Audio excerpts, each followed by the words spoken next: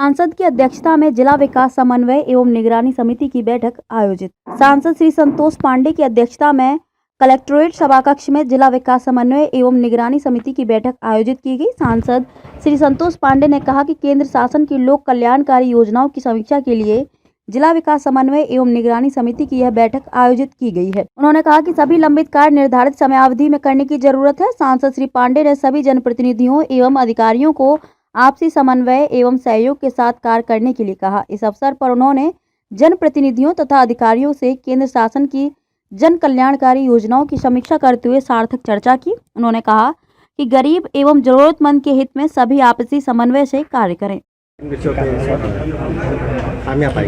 आज दिशा कमेटी की बैठक संपन्न हुई और जिसमें सरकार की योजनाओं का क्रियान्वयन किस प्रकार से जनता के बीच में क्षेत्र में हो रहा है उसके लिए समीक्षा की गई और सभी हमारे जनप्रतिनिधि और अधिकारीगण उसमें भाग लिए।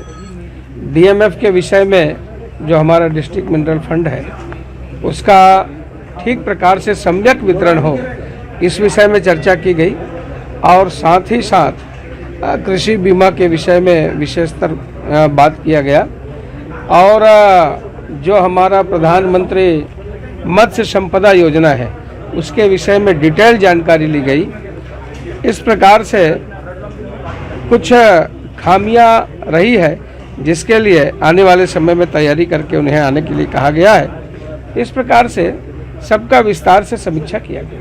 मोर जमीन मोर मकान के तहत जो प्रधानमंत्री आवास के लिए जो पैसा वितरित किए जाते हैं केंद्र सरकार और राज्य सरकार में उसमें बहुत तरह की खामियां आ रही है, लोग शिकायत इसके विषय में भी चर्चा हुई। कुछ शिकायत हमारे मेंबर लेके आए थे उसके विषय में चर्चा हुई और वास्तव में इसके लिए तो राज्य सरकार दोषी है जो राज्यांश नहीं दे रही है।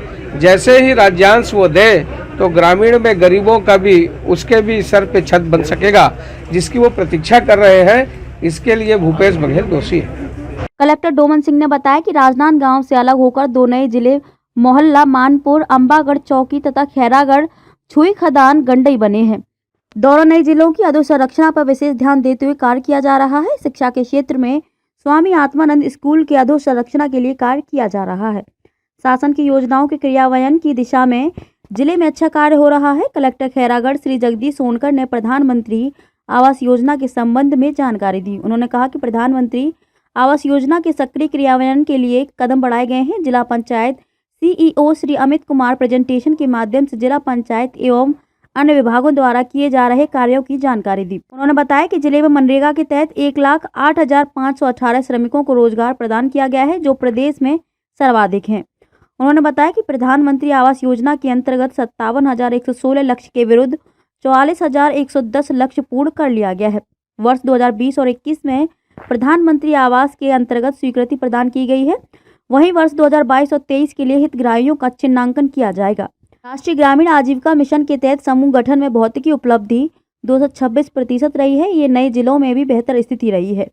तीनों जिलों में बैंक लिंकेज की स्थिति अच्छी है। कुल 5,199 प्रकरणों में 106,84,36,000 रुपए की राशि स्वीकृत की गई। इस दौरान बैठक में स्वच्छ मिशन ग्रामीण, दीनदयाल उपाध्याय ग्रामीण कौशल योजना, श्यामा प्रसाद मुखर्जी अर्बन मिशन, राष्ट्रीय अर्बन मिशन, स्वास्थ्य विभाग, शिक्षा विभाग, समग्र शिक्षा अभियान, मध्याह्न भोजन कार्यक्रम, कृषि विभाग, वाटरशेड, प्रधानमंत्री कृषि सिंचाई योजना, प्रधानमंत्री फसल बीमा योजना, कृषि विभाग, परंपरागत कृषि विकास योजना, राष्ट्रीय खाद्य सुरक्षा मिशन, दलहन राष्ट्रीय कृषि विकास योजना, मृदा स्वास्थ्य कार्ड, समेकित बाल विकास योजना, प्रधानमंत्री ग्राम सड़क योजना, दीनदयाल उपाध्याय ग्रामीण ज्योति योजना, उज्ज्वल डिस्कॉम इंश्योरेंस योजना, प्रधानमंत्री खनिज क्षेत्र कल्याण योजना, राष्ट्रीय सामाजिक सहायता कार्यक्रम, प्रधानमंत्री आदर्श ग्राम योजना, राष्ट्रीय ग्रामीण पेयजल कार्यक्रम, प्रधानमंत्री उज्ज्वला योजना, बीपीएल परिवारों के लिए एलपीजी कनेक्शन, राष्ट्रीय खाद्य सुरक्षा का कार्यान्वयन, प्रधानमंत्री सृजन विकास कार्यक्रम, प्रधानमंत्री आवास योजना, Atal mission for rejuvenation and urban transformation, Swachh Bharat mission,